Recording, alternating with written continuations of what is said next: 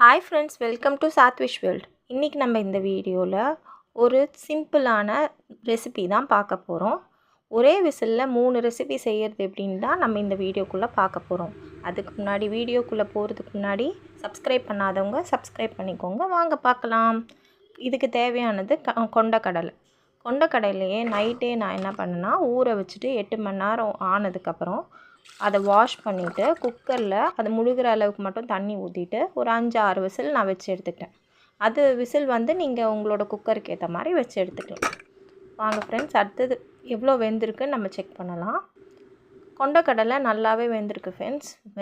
அந்த கொண்டக்கடலை வச்சு ஃபஸ்ட்டு ரெசிபி கொண்டக்கடலை சுண்டல் எப்படி செய்யலாம் வாங்க பார்க்கலாம். சிம்பிளான ரெசிபி. அதுக்கு தேவை என்னென்னா, ஒரு கடாயில் எண்ணெயை வச்சுக்கோங்க. எண்ணெய் கடுகு பொரிஞ்சு எடுத்த உடனே அதில் வேக வச்ச கொண்டக்கடலையை போட்டுட்டு ஒரு காஞ்ச மிளகாய் நான் 2 கிள்ளி வச்சுருக்கேன், கொஞ்சம் சால்ட்டு போட்டு கொஞ்சம் பெருங்காயத்தூளும் போட்டு முடிச்சு வதக்குனிங்கன்னா சுண்டல் ரெடி.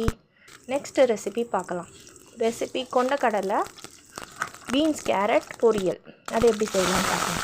ஒரு கடாயை வச்சுக்கோங்க, ஆயில் போட்டுக்கோங்க, அப்புறம் கொஞ்சம் கடுகு போட்டு அதை பொரிஞ்ச உடனே கட் பண்ண கேரட் பீன்ஸை அதில் சேர்த்துட்டு ஒரு பச்சை மிளகாய் கிள்ளி போட்டுட்டு வதக்கிக்கோங்க நல்லா. அதுக்கு தேவையான உப்பும் போட்டுட்டு ஒரு தட்டு இல்லை மூடி ஏதாவது வச்சு அதை க்ளோஸ் பண்ணி வைங்க. அதுக்கு ஆவியில் கொஞ்சம் நல்லா வேகட்டும். வெந்த உடனே நம்ம வேக வச்சு எடுத்த இந்த கடலையும் மிக்ஸ் பண்ணிவிட்டு ஒரு ஸ்பூன் கரம் மசாலாவை ஆட் பண்ணிவிட்டு மிக்ஸ் பண்ணி விட்டிங்கன்னா கொஞ்ச நேரம் ஒரு 2 மினிட்ஸ் விட்டிங்கன்னா பொரியல் ரெடி. தேர்டு ரெசிபி என்னென்னா, கடலை பலாக்கொட்டை குழம்பு.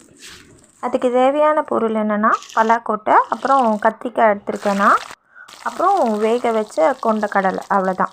ஃபஸ்ட்டு கடாயில் எண்ணெய் போட்டுக்கோங்க. கடுகு பொரிஞ்சோடனே கொஞ்சம் பலாக்கொட்டையும் போட்டுட்டு கத்திரிக்காயும் போட்டு உப்பு போட்டு நல்லா வதக்கிட்டு குழம்பு மிளகாத்தூள் தனியாத்தூள் 2 ஸ்பூன் எல்லாத்தையும் சேர்த்து நல்லா வதக்கிக்கோங்க.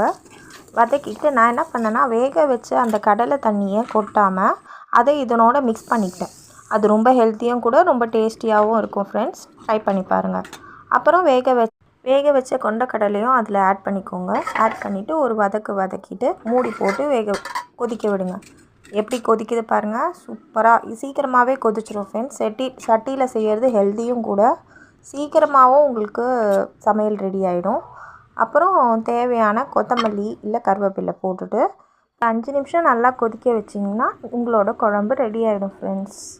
தேங்க்யூ ஃபார் வாட்சிங். இன்னும் உங்களுக்கு இன்ட்ரெஸ்டிங்கான ரெசிபீஸ் வேணும்னா கமெண்ட் பண்ணுங்கள். மறக்காமல் சப்ஸ்கிரைப் பண்ணுங்கள். வீடியோஸை என்ஜாய் பண்ணுங்கள். தேங்க்யூ.